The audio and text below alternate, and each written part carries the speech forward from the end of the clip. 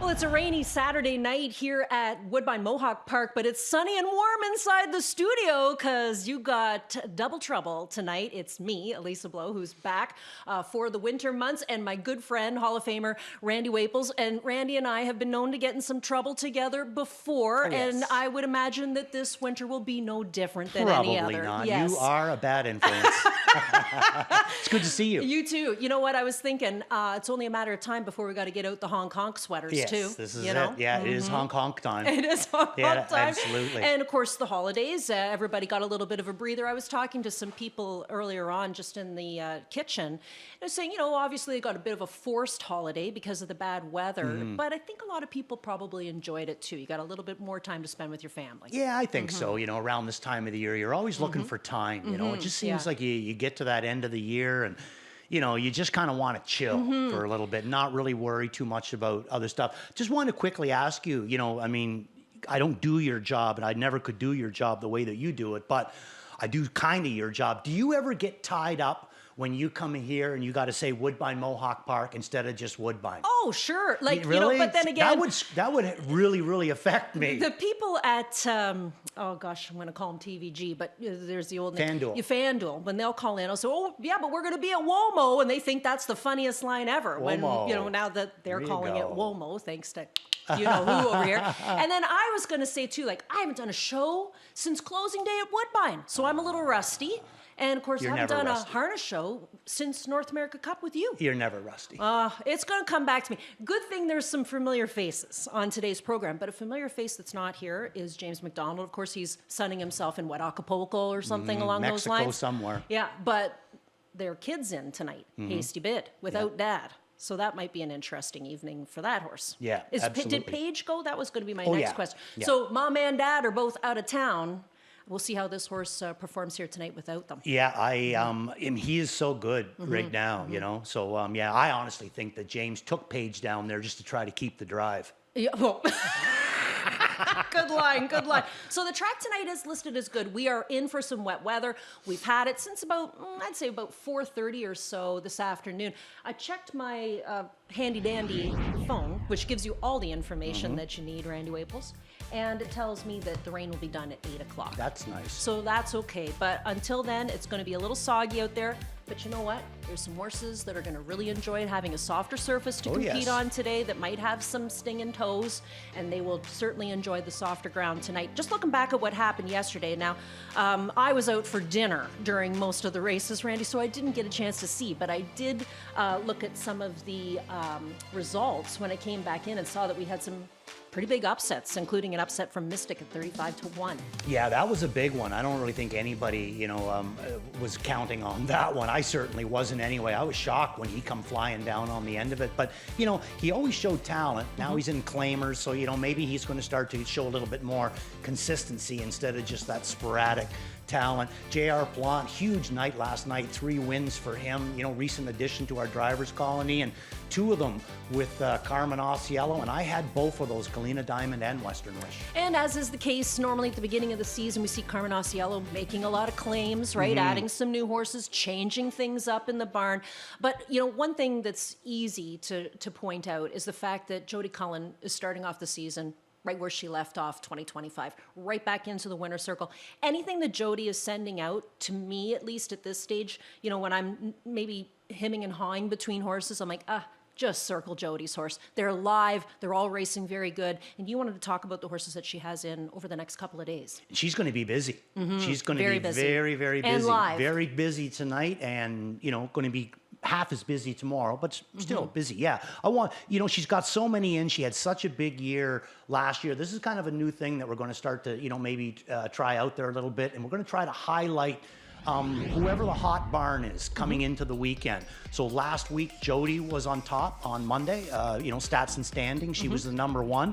And now we're going to try to highlight some of the horses that she's got in to go. So she's got a plethora in to go tonight. She's got 2 in a lot of the races, and that way. So tonight I kind of looked at it as, there's 3 horses I think that I thought really, her she was going to stand out with that. Now here's Sundays. Yeah, She's yeah. got 4 in to go Sunday, and there's a couple of these ones that I really like too, but one that I really like in there as well. So nice lineup that she's going to have. So anyway, on tonight's racing, Tell's on a roll. I got her in for second, but she's been right back to the way that she's been racing. It's a short field. She's got incredible gate speed to work with in there. So I think that she, even though I do have, who do I have? I got Miss Quicksand down to beat her. But the beauty of this is that Miss Quicksand's probably going to be coming out of there. Tell's on a roll right to her inside. I can smell a 2-hole trip coming up in here for Tell's on a roll. So I think she does have a good chance in here tonight to maybe turn the tables on my top pick. And in race number 10 tonight. Yeah, she's got that Wanna Be a Big Star.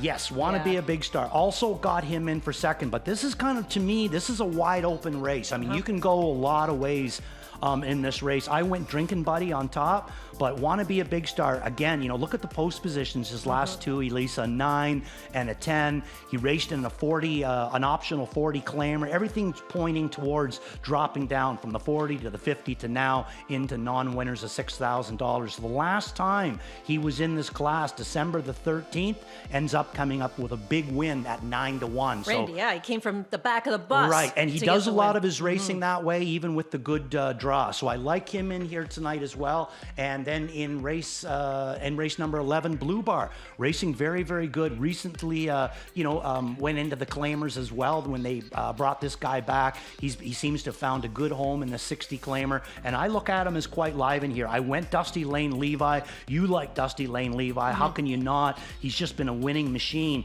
But, if somebody was going to sit on his back and maybe out sprint him and turn the tables, I think Blue Bar could be it. I'm with you on Want to Be a Big Star. I think the horse is no doubt, in a great spot here tonight, because if you go back and you watch that last race, Poseidon Sealster, no one was getting past Poseidon Right. Sealster. He went straight to the front and kept on going. But I think Jody can kick off the night with a winner too. She's got this horse in the opener, Rabs Tenacious. RB's Tenacious. Okay. Yeah. See? Yeah. Thank Yeah. you. RB. It's a pretty is bad it, one, is I'm it telling you, Lane. Is it RBS Tenacious? No, it's RB. I think it's RB's Tenacious T. Is what that's Whatever the way you Chad. say. Listen, that's the way Chad puts it, and I'm not going to argue I'll go with him that. there. Whatever the Cullen RB's horse is in the Tenacious first T. race, that's where I'm going, because this horse was a winner in one of the legs of the valedictory, and then the final. You know what the final's like, right? So final's tough, and now the horse is back here today, and I know that. Social media is a pretty amazing thing, right? And you're not really on social. Never. People call you Randy, no Twitter, Yes, right? yes, yeah. I'm on it. And I have to say that last week I had a real giggle when I saw that Anne-Marie Colville's horse was a winner, because I've been following this little horse on her Facebook profile, because I see Stalker. This is what Stalker's doing today. This is what Stalker's doing at Peterborough. This is what Stalker's training like. This is Stalker in the field having a good old time. And then I saw that Stalker was a winner. So, it's kind of interesting how, and there's a few other horses over the years that you and I have seen that get a little bit of a social media following, and then people come out and feel like they know the horse a little bit better. I think Stalker's in a tougher spot here today. Yeah. But I can only imagine that Colville blood, We know how we can hear Joanne when she's yelling for her horses. Could you hear Anne-Marie? All the way from Peterborough? Anne-Marie, she was here. Well, yeah. Yeah, and she can drown out Joanne. She can. And you know what? It's funny. It's so funny that you brought that up, because you know what the two of them remind me of? They What? remind me of two little girls up in Kawartha Downs cheering Guyla Rush to the wire with one of their dad's horses. Yep. They haven't changed one bit.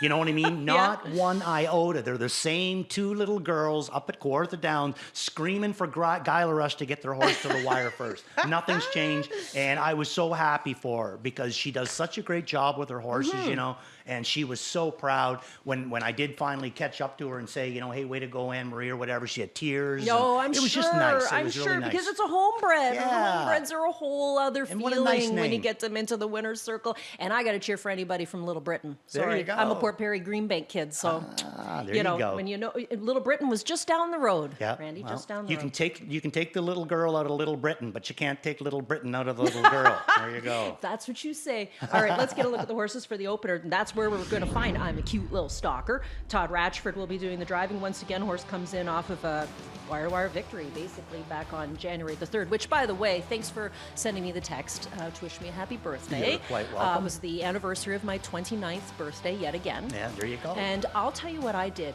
Can I just tell you something? Go ahead. Have you ever seen girls under 13 hockey?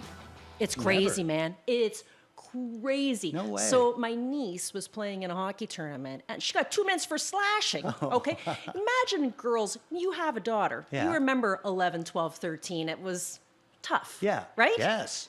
Boy, do they need to play hockey. They can Really? take it all out there on the ice. All the And their aggression. mother's screaming and yelling, and their aunts screaming and yelling as well. Yeah, great to see this one in the winner's circle. But I do think the 2 is the horse to beat. I wonder about the 9 horse a little bit too, Randy. That's Aaronwood Big Rig. Because you start looking at a lot of the horses that are competing in here, and you're saying to yourself, well, listen, who can go in 53, right? The 2 can go in 53. The 9 can go in 53. This track might be a little bit slower tonight, obviously, because it's going to have some moisture in it. But did you use the 2 on top, or did you go somewhere else? No, I went 10 on top, but I did use the 2 in for third. Now, I'm going to go moving on over on this one. The last line to me was just nothing worked out. He was 3 wide at one point, out in the middle of the track, and just nothing really worked out for him. And he's going to pick up Dougie tonight. Up till that point, he'd been racing pretty good, so I think he can come back with a good effort in here. So let's take a look at the replay, but not the last effort. Like I said, there really wasn't much to show you in that one. It just nothing went his way. So let's look at December the 22nd, where he ended up coming up with a real nice second. And check that last quarter out. That's 26-1. Now that is to Aaronwood Big Mac, who's going to end up winning this race. And I have him in for second, and then I have the one that you like, RB Tenacious T, in for third. So let's take a look at moving on over. I know it's a foggy night, but let's take a look at what this guy was doing. James McDonald in the bike, and like I said, the last quarter, 26-1 this time. For this Carmen Osceola trainee, recently taken from the Murray Breather camp. Another fresh horse in Osceola's barn. And boy, Carmen makes good living with fresh horses in his barn. He can get a lot out of them.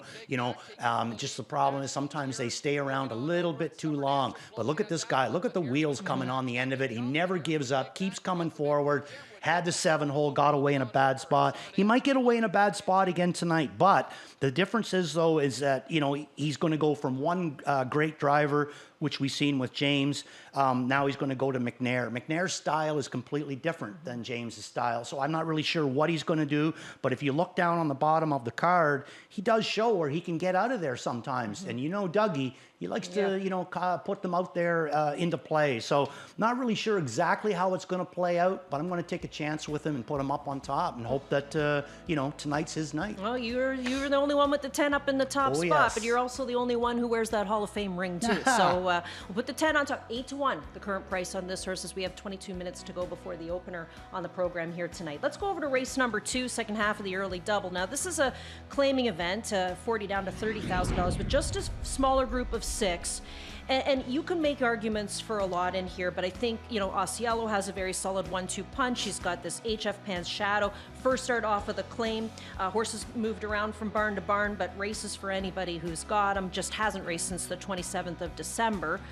Whereas, you have Shane's Dream, the other Osceola horse, another one going first start off of the claim, but was claimed recently on January the 5th. Yeah, Shane's Dream has been racing really good, but, I still say at some point this guy's going to show up with the Mighty L beside his name. Last week he raced incredibly well, so maybe I'm wrong in this, but a couple of the other times I thought he should have got there, and he just seemed like he always fell a little bit short right on the end of it. Billy Davis picked up the drive for Jody Cullen last week with Shane's Dream, ended up with a nice win in there, and then Carmen Osceola picks him up out of the 20 claimer, moves him into the 30 to 40. The horse's form is great, picks up McNair, so there's a lot to like about him. Again, we're talking about fresh horses in Osceola's barn. There's so much to like about Shames Dream, but I'm going to throw him in for third only because of the rise up in class. Now, I'm going to go the 5 in here. HF Pan Shadow, been racing extremely well for Malik Smith. Then Carmen Osceola took him off of Malik. He's been racing great in that barn. Now Gary Murner, who's off to a really, it doesn't show the start, says 1 for 13, but he had an incredible year last year in his barn. Even though it started off a little bit slow, is now starting to pick up big speed again. And look at this horse, Elisa, 37 starts last season, 12 times a winner. I know. So he knows how to win races, and that's the route that I'm going to go, HF Pan Shadow. Well, and then it's hard to ignore Cold Cracker, not just because of the barn he's from, but because we know what he's all about. You could all this in your opening pick 5. If you were looking for a race to all, I think that you could really go just about anywhere. Kyle's Art, I got in for second. He's sitting on a winning effort. Highland Beach Lover, back good again. I said Shane's Dream, Code Cracker was a winner last week. You know what I mean? His form is really good. And then you got the old Sometime Somewhere out in the outside there as well, bringing 441,000 lifetime to the plate. So this is a good little race. Just 6 horses, but you can make an argument for everybody. And like you said, it might be a race where you hit the all button. You could get paid. Yep, if you're playing that early pick 5. Brad alled the first race in the pick 5 last night and got it, but he ended up getting a 5-2 shot in the first race. Yeah, but it was a good all. It was a good all. He won't let me play all when we're playing the pick 4. He always tells me it's too expensive. But you know why? That's because we're playing the tickets. He likes me to try and keep it cheap. Oh, that's the way Jeff. to go. Yeah, he hides his money under his mattress. Yeah, well, he was playing with Monopoly money last night. Race number 4 is where we head to next. This is where we kick off the pick 6 on tonight's card. And it's so nice for me to open up the program and see familiar horses, obviously, because look, I've been in thoroughbred land all season, and you come back in and you're like, oh, Caviar and Crackers, love this horse, right?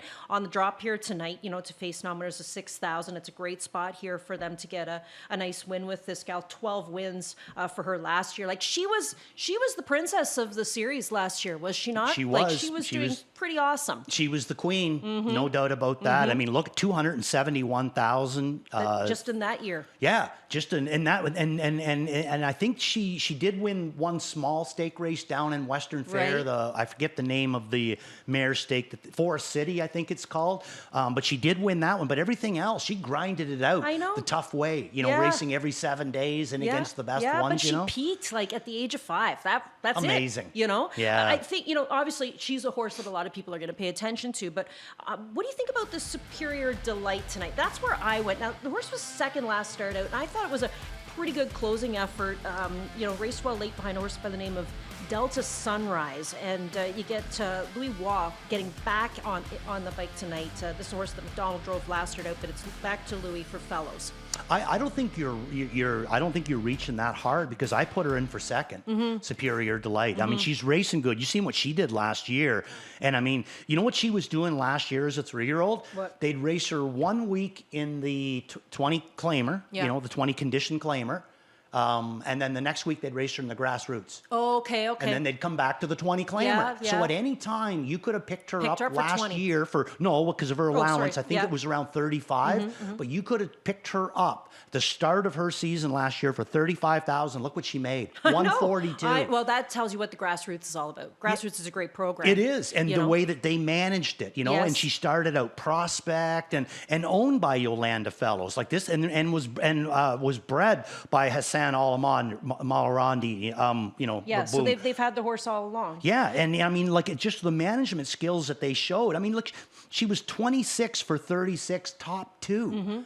I mean, they just absolutely annihilated in purses if she had the greatest year that she could even imagine, she would have made 60 to 80,000 last year, and she makes $142. Unbelievable. But I got her in for second. I got Caviar and Crackers. I think that this is a big enough drop for her that, she's back down in here. She hasn't really been going. She was first up last week, but came up kind of empty in my opinion, just not quite herself. No, but now she takes another drop from the 9 into the 6, and I'm going to take a chance with her. This is enough. I'm going to pull the trigger, put her up on top. But the one that I've been playing a little bit, and this is going to be second start Lasix for her is this 3-horse Blinded by Delight, also coming back down into this class. And Blair going to Blair send Burgess. in a shoeing change on her. Steel to aluminum in front. First over effort in her first start Lasix. I just think that there's a lot to like about Blinded by Delight. And if you're looking to fill in your, your triactor or something, I'd maybe throw her in on the bottom at her 12-1 morning I get line. Miss Dutton's coming back, off of a little bit of a layoff. She's had just the one qualifier, but the qualifier is pretty good. And that qualifier is going to come up as a reference for a few other horses on tonight's card, I believe. So including Call Me It, who's one of your old faves, who's back in action tonight too. So, likely needs a race, we'd say. I'm but gambling could be on it. Could be there for a piece of the action. Threw her in for 4th. I I'm agree. gambling You on gotta she's put her going to in there. need one. Yep, I would agree. Let's go to the 5th. 5th race, fillies and mares, nominators at 9,000 in their last 4. And okay, I mean, there's 2 horses here as far as I'm concerned. The 2, Aviana, who's, she's making a shoe change here tonight. She's going flip-flops to steel. She's raced against some nice horses as of late, including Century Jamila, Grit and Grace. And then Zeron's horse, and that's She's Got It All.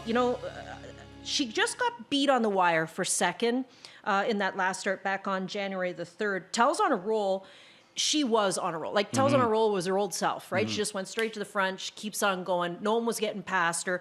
She's Got It All raced well, and she really just got beat on the money for the second spot. Yeah, no, I agree with you too. So how did you play this? I put the 2 on top, and now that we have the shoe change, I mean, are we a little more interested from flip-flops to steel? Yeah, so how did you go? 2-8? I went 2-8. That's how I went. yeah. Exactly. Yeah, it's 2-8. So I agree with everything that you say. I think that the Aviana's been racing incredibly well in the Mares Open, and now she comes down. She chopped it last week. So number 1, to me, he tired her out, and I like that move. It was December the 27th. But then they go from flops to steel. It almost makes you think that in that little bit of time off or whatever, her feet are a little bit better. Now they're going to, take a chance with her. So I'm going to go Aviana on top. And everything Elisa was saying about She's Got It All, 100% correct. So let's take a look at the replay of last week on She's Got It All, because I'm in full agreement with Elisa. I think that technically Aviana is going to be the favorite in this race, but She's Got It All scares me a little bit in here.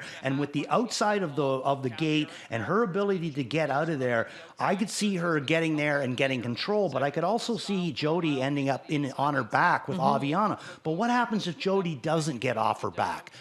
So here we go. She's Got It All down in the deuce. You can see with the blue and white hood on, and Billy Davis driving. And like I said, she's not going to get to Tells on a Roll. Just like Elisa said, Tells on a Roll was just that good last week, but this one raced good as well. And now she goes to battle with the 3-horse rolling up alongside of her in here, and that's Style for a Mile, and battles her as well. So I think She's Got It All has great form. I like her draw, to kind of get her out of there if that's the route that they want to go. So I'm in agreement with Elisa. I think it's going to be a 2-8 exactor in there. Good. That makes me feel good about myself, Randy. Oh, yes. That one horse is getting a lot of changes tonight, too. Of course, that's the Breath Hour horse. We got blinkers coming off. We're going to put a Murphy on the right-hand side. We're going to put a side roll on the left-hand side. We're just changing a whole bunch of things up with this one. So obviously, they came back out of that January 3rd race, and they decided they needed to make some equipment changes. Yeah, I would have to say. And she's had a long time off, right? September the 19th, and then December the 22nd was the qualifier. So,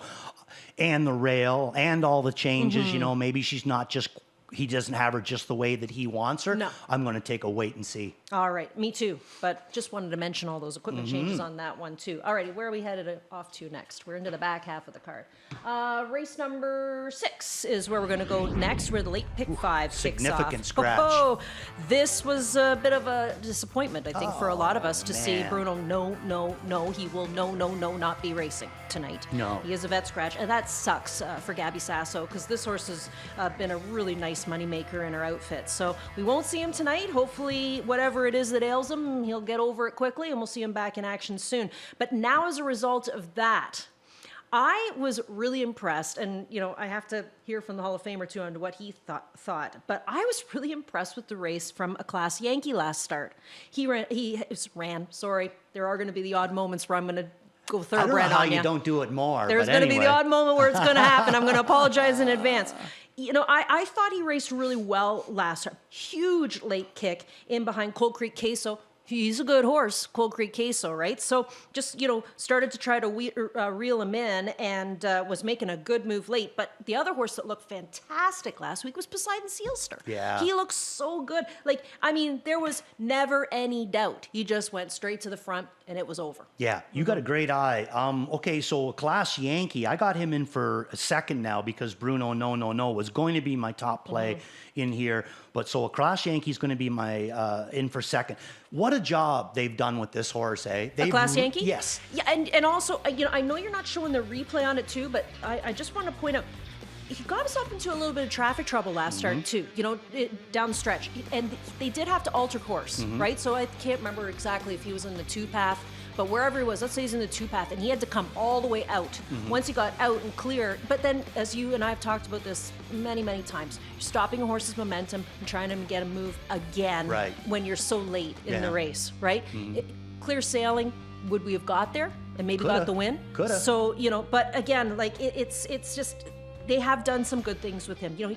I know he's only a 3-time winner last season, but he still bankrolls close to 80 Gs. Yeah, he's just every week he just gets a little. Every time they race him, he gets a little strong. He's going to end up being a Saturday night special. He's going to end up at some point racing in the Open. This horse, he's a really really nice horse. Great job. Now Poseidon Sealster going to be my top pick in here again with the scratch of Bruno No. I was putting Poseidon in for second anyway. So last week I completely agree with Elisa. Last week, for whatever reason, Donnie Lindsay has to, I'm not sure, but there's a reason why he can't train him right now, health-wise or something. I'm not really sure what it is. If you're watching Donnie, hope everything's good out there with you. So he gives him to his friend Montini last week, and he comes up with a big effort. Didn't fool really anybody, 90-cent favorite on them, dropping into the non-winners of 9,000, but looked incredibly good in there. He's going to be my top pick in here. He is going to come slightly up, but he's already raced in this class a couple of times, the last time finishing 4th in there.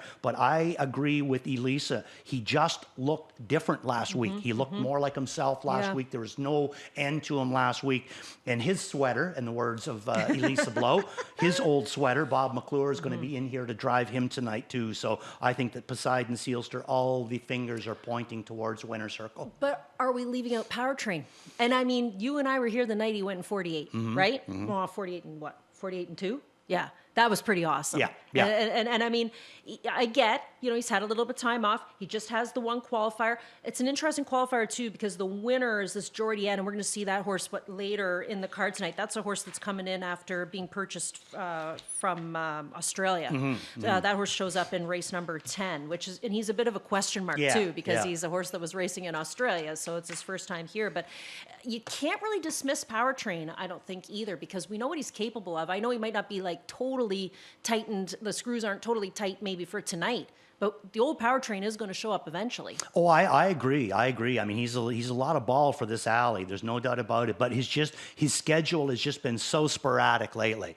You know what I mean? He just I can't really get a judge where he's at. He shows up in the Open, and the first week, then he ends up being sick. Then the second week in November the 29th, he paces the last quarter in 25-4. So then you think to yourself, he should be good to go in non-winners of 15,000 a week later, but he really wasn't. Yeah. And then he misses time again, and then There's he comes something back. going Something's on. kind of. Yeah. I'm gonna again with the rail. I'm gonna take a wait and see on Powertrain.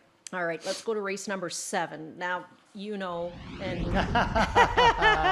as soon as I saw this, I sent Randy a text and said, well, this makes my Saturday night. Not only do I get to hang out with Randy again, but my big mare Sophie's in, so much more. And I don't know what the scoop is. Sophie's on her game. If Sophie is going to be a mommy at any point in time, I mean, she's 10 now. But I watched a replay on January 3rd, and I even know this is how much of a fan I am of this horse, and you understand this, and because you're a horse person. I'm so much of a fan of hers that I knew she finished 3rd. I can read the program. I know exactly what happened every step of the way. And I was watching the replay and yelling at her on the TV. Come on, Sophie, come on. And I knew. But she looked like the old girl last week. I thought, once that bottom lip gets rolling, she means business. And the ears. The ears and the lip and the side eye. Yeah, it's exactly. None shall pass. Hey, it's like that old Monty Python Yes. with the Black Knight. Hey, none shall pass. That's what she does. They get up alongside her, the ears flatten. Oh, yeah. None shall pass. So let's, she's on her game right now, Elisa. I got her in for fourth. Dougie's been getting along great with her. James has been getting along great with her. She's just on her game. First up in her last start there. Spent a lot of time on the outside. Takes a small step up into the Mares Open. This is a Fillies and Mares Open too. Not as tough as what we would normally see. So I don't think it's going to be, but all these horses that are in here are really on their game. So I'm not going to put her up on top, but I do think that she can still go with these types. Where I'm going to go is to the outside, the 8-horse Miss Quicksand. I thought she, again, has been right on good form. I know she's been down a little bit in class, but almost 500,000 made, 27 wins, and a mark of 50-1. She knows how to race up there, too. And we've seen it. The form is good again. So let's take a look at her last race. Jody rockets her out of the 7-hole. And that's, to me, what I've gotten with the big thing with Miss Quicksand. If she's on the inside of the wing, don't play her. Okay. She really cannot get away from the car good. If she's on the outside of the wing, look out, because boy, oh boy, can she ever dance out of there. But unfortunately, she did go out of there. She landed herself into a good spot, and this is as much room as she's going to see. You can see Jody sandwiched in between horses, Trevor on the outside, James on up in front of him with so much more. Jody still nowhere to go. Now he gets out with her. He's got to move her sideways, stalled momentum, move her sideways, and here she come. And, real good effort in there. Good run out as well. So, the big thing that I think that he has to do in here is he's got to more or less race her the same way, but he has to pick and choose who he's going to let go. And if it's me and she's there comfortably, I'm not letting anybody go. I think her form right now is incredibly good. And I'm kind of hoping Tells on a Roll comes out of there with him, lands on her back, and Jody keeps going enough that Travis doesn't decide to make a remove. Well, it's a good race. Race number 7, Fillies and Mares Open 2 for the 7th race on the program. We got to pick it up, buddy, because we still have a few more races to talk about, and there's only a few minutes on the clock. We know we're going to have a little bit of extra time, though. Race number 8 is where we head to next. I got a price play in this race. I was so excited about it, and then it got scratched. Ariel Hanover. I'm like, yes, here's a horse. And Mike Kwiatkowski, great guy, says to me last year, you know what you need for long shots? You need to call it blow up the board. Remember that? Yeah. And I had one and it hit. Well, this was going to be my first blow up the board of 2026. And scratch. And scratch. And a weather scratch, so I'm okay because it's not a sick scratch or a vet scratch. But now things change up here. I watched the race from Tricky McWicky. I mean, you and I know him. We've seen him since he was 3 years old, maybe even 2. We've been watching him go. That last race for him, I thought the turns were a little, little maybe not so hot. But then once he got straight, he was great. And I mean, once he turned for home, it was over. I mean, he just kicked into a whole other gear. Yeah, no doubt about that. I mean, I myself kind of thought that the drive won the race. I thought that he moved him at the right time, got away from everybody, and was able to get the job done. Going to take a small step up, but not much, from non-winners of 7,300 into this non-winners of 9,000. I threw him in for fourth. I do like him in here. He's sharp right now, but I'm going to go Lose World, and let's take a look at the replay on Lose World on his last start. Again, Jody on this one for Gary Murner, has the 5-hole middle of the gate, bombs him out of there, lands in a good spot, but again, this is as far as the spot's really going to work. So he's sitting third right now, down on the inside, and this is about as much room as Lose World is going to see, and he is back good again. Lose World went kind of through a little bit of a funk where he wasn't racing that good. Since Murner's put him on Lasix, this horse has become a different horse. Again with Jody, nowhere to go with this guy, and I mean, he's bet down to less than $2 in this race, and look at Jody's shoulders moving further and further back. There's just nowhere for this guy to go. So Lose World, even from the outside, honestly, Elisa, I singled him. I look at him as a free square. Yeah, I kind of thought about this race being one of the more wide open races on tonight's program. That's why I took the long shot. But again, that one is out. So race number 8, how we kick off the late pick 4 as we go to the 9th race, which is the feature race for the night tonight, the open pace. Now, you get 6. And that's kind of the case. We see 6, we see 8, not always big numbers, but no show wagering being offered here tonight because there's only 6. And this is kind of a cool race because I think it's another showdown between Tarasi. We know how good Tarasi is. We've seen him on his best days. This Brew Hanover's been a fun horse to watch. No, he has. You know, since he came here, he's been super fun to watch. We know Dave Maneri, you know, had a great season last year and is hoping for the same thing to happen again. And then, of course, Maneri's got another one in here, and that's It's Saturday Night. And he'll go back to Louis. Now, Louis did drive this horse when he won on December the 20th. So, you know, he seems to be maybe the guy who gets along with him, or at least found out the key to this horse since he's come up from the United States. Yeah, he is getting along really well, and he's a tough, nice horse. You know, Jody was third with them last week, and technically, It's Saturday Night and Jody were the ones that more or less they followed Dougie second over, but they gapped enough that James got off the rail onto Dougie's back. So now Brew Hanover followed Tarasi's first over effort the whole way, and Tarasi ends up getting beat ahead. Let's take a quick look at this replay. It is a tough beat, too. It is a very tough beat. Tarasi did all the work. He did everything. You know, he was doing all the heavy lifting, all the work that was going on. It was all him. You can see right here, Dougie's going to make a move. Jody's following him with Mr. Saturday Night. Brew Hanover is ahead. So now Brew Hanover's locked in. You can see Dougie's got him locked in. Now Jody moves out onto Dougie's back, but there's enough separation right here that James also comes out, and now he's in the garden spot following Tarasi, and they, you know, at some point they go, but still, this horse, look at the hole Jody has on this three horse. It's Saturday Night. Like, he's as live as any of them. So these three horses on the outside are going to end up being your top three. And, you know, Brew Hanover's going to get the best of Dougie's horse right on the end of it. But to me, Dougie's horse did all the heavy lifting in this race. He's the one that pulled the train on the outside. And like I say, now here comes the backfield into motion. Dougie starts making good grounds with Tarasi. James is already up alongside of him, wheel to wheel with Brew. Now here we start to hook up. And here's Jody on the outside with this It's Saturday Night. And he's not exactly throwing in the towel either. So, boom, blanket finish. James gets there with Brew. I'm going to play it the other way this week. I'm going to go Tarasi on to Brew Hanover this week. Yep, me too. Yep, I'm with you on this one. I thought that if I had Tarasi last week, boy, and I owned him, I'd...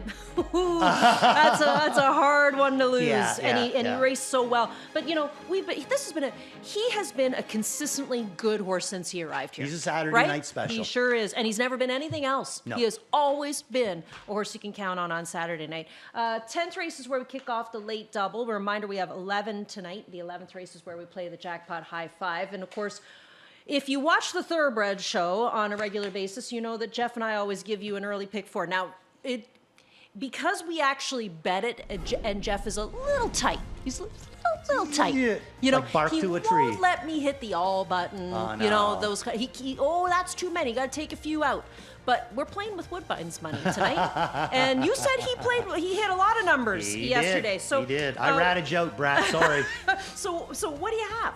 I kept it fairly sporadic in this opening one. You know what I mean? It's expensive enough. So I go 9-10. In the first race, you know, I mean, that's either going to probably, you know, separate me a little bit, or I'm going to be out early. And then in race number 2, 3, 5, and there, Kyle's Art, HF Pan Shadow, my top pick. Race number 3 is the one in the chamber is going to be my top pick in here, 20-1 morning line. But I backed him up with Lou Nose. And I also backed him up with All-Star Cheese at another long shot in there. Race number 4, Caviar and Crackers and Blinded by Delight. And race number 5, 2 and 8, Aviana. She's got it all. Looks like the rain has turned to snow. It looks like it's starting to be a little bit more. So it might be a little bit of a snowy night tonight. All right, I did a late pick 5, but we're not putting that up. Oh, I mean, you know. I know he's in the Hall of Fame, but like, come on, I gave you a late pick 5. Let's put it up. Now, one of the things that Randy and I will never forget, and we don't often go wandering around you know where I'm going with this. We don't often go wandering around in the grandstand, but one night we did, remember? Mm-hmm. And somebody, it was a nice couple, they came over to us and they said, look, you can't put up pick 5s or pick 4s or pick 6s that cost $200 because we want to play along, right? Yeah. And they were 100% right. And I've always thought about that. Me too. You know, and I know you have, as well. So I just give you a 20 center for 1080. hey, if it comes in, great. But, I'm not going to go nuts. Jeff maybe has rubbed off on me with some of that. So who's your single? My single is in the 9th race. Oh, Tarasi. Tarasi. Yeah, nice. Yeah, that's a I free mean, yeah, why I think not? so. Why Yeah. not? I mean, it's. I thought you got the early pick 5, and then you can cheer me on for the late pick 5. Or if we cash on yours, then we can come back There you and go. parlay it all into There the you late go. pick 5. Plays of the night. Now this has changed. I think maybe it's changed for me because one of the scratches. Did you have Bruno No as a top selection? I wasn't Okay. using him tonight in my plays. I had him on top, though. So mine kind of really weird because I started out in race number 1. My worth of look is going to be moving on over from the 10 hole. What's the odds on him right now? Let's 10 see, horse. 6-1. 6-1. Waples Watch, race number 7. That's going to be Miss Quicksand. We showed you that replay. Locked in very, very late for her. All in Lose World. Showed you that replay. He was also locked in as well. And my beat the favorite is going to be Drinking Buddy in race number 10. Okay. Well, I can't promise you. There's a blow up the board that's gone, as you can see. Look Yeah, at and I that. was really looking forward to that. But I thought this Lou Nose in the 3rd race beat Agreed. the fave, right? Yep. Cullen Key, want to be a big star in the 10th race and in the 11th race. I love this 8-horse, Yeah. Dustin Lane Levi. I mean, if you're playing the jackpot high 5, to me, he's a solid key in that spot. So those are I was logicals. hoping to give you somebody at a price, but that horse just isn't going to party tonight. Garnett's going to pull the trigger on Jordy. See, that's a horse that we got to do some talking about when that race comes up because he's coming in from Australia. Obviously, he's raced, in a different hemisphere, but at different distances too. So a mile shouldn't be a problem, but it's just adjusting to racing here in North America. But he's going to be interesting to watch. Drinking Buddy has been a nice horse here in the winter months for sure. And Ghislaine going with a 3-1 horse in the 6th race. Miraculous Desby. All righty. That's it. We got 11 races for you on tonight's program. That rain has turned into maybe sleet or snow. We'll see how that affects this racetrack. It is listed as good for tonight's program, and we are getting ready for the opener. First race kicks off the $75,000 guaranteed pick 5. Get looking at those wagers, and we'll be back to talk about the first shortly.